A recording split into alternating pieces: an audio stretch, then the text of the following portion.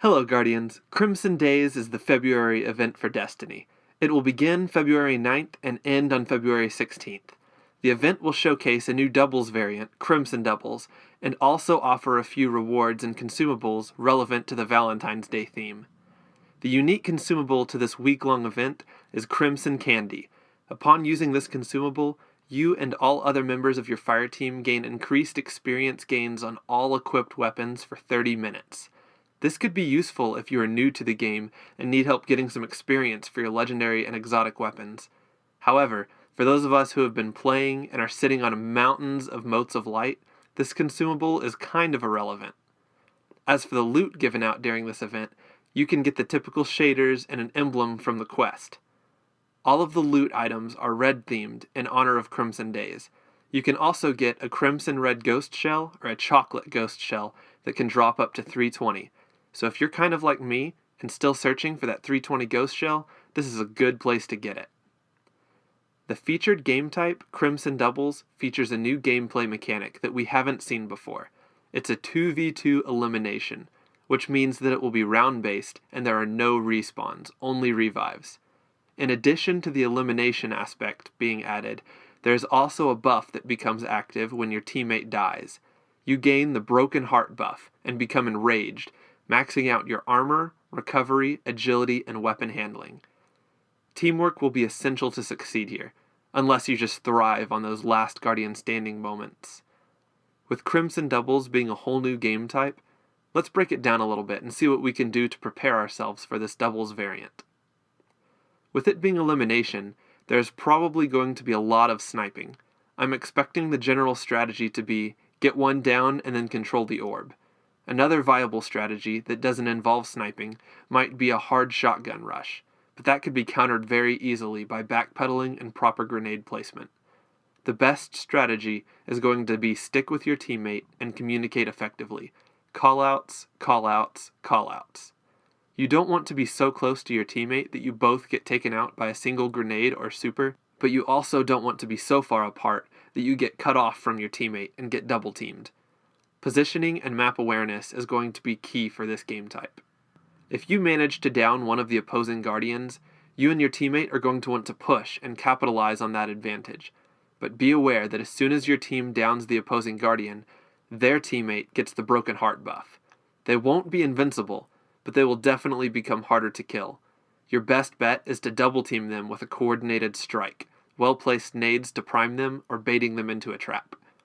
The opposing Guardian that is still alive is most likely going to be playing defensively, so you will have to make sure that you don't fall into their trap. Play smart, stick together, and communicate, and you will be able to finish the round without too much trouble. On the other hand, if your teammate goes down, you are now on the run. If you have the Broken Heart buff on your side, you can run fast, recover fast, switch weapons and aim fast, and take a few more hits before you go down. This doesn't make you invincible, but you can tank a trip mine hit and live to tell the tale. When you're the last Guardian standing, your goal is to make every engagement a 1v1. If you end up getting double teamed, it is very unlikely that you will win. Unless you're a Striker Titan. Then you have a pretty good chance.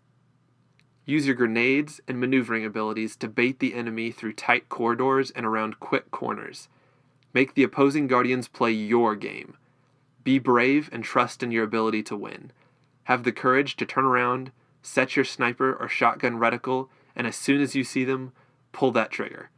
If you get the kill, just remember that now the remaining enemy will also have the Broken Heart buff. Use your Broken Heart buff to your advantage to jump back into the fight and maneuver to engage, or sit back and use the other orb as bait. Either way, it's a 1v1, and it will all come down to who outplays the other. So plan accordingly, and make sure that your teammate is communicating everything they are able to tell you in order to help. The more information you have on the other team, the more likely it is that you will be able to outplay them. Elimination is a highly competitive game mode already, so I'm expecting it to be even faster since it's 2v2.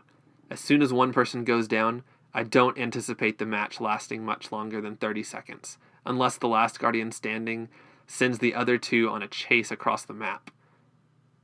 One thing to always be aware of in elimination is the Fireborn Sunsinger Warlock. The ability to self-revive in a revive-only game type is very powerful and can be used to make some pretty impressive plays. However, a well-timed headshot from a high-impact sniper or a high-impact shotgun point blank with a follow-up melee will put them back in the ground. If you're going to make use of Fireborn, make sure you do it when the other team isn't expecting it, or you might find yourself wasting a super. Another thing to be aware of is level advantages are not enabled, so this opens up an entire world of new strategies. You can bring some of your old guns that you loved in year 1 that don't have 300 plus light, such as Universal Remote and Icebreaker, and even Vex Mythoclast or Necrochasm. Just get creative with your loadouts. Try something you haven't tried in a long time. Mix up your strategies. This is an awesome opportunity to try some year 1 strategies in year 2 competitive gameplay. All in all, play as a team and play smart. Elimination is very unforgiving. A single wrong move can cost a round, and a single round can be enough to swing the momentum enough to cost the match. Doubles is a very tight-knit, small teams tactics game type.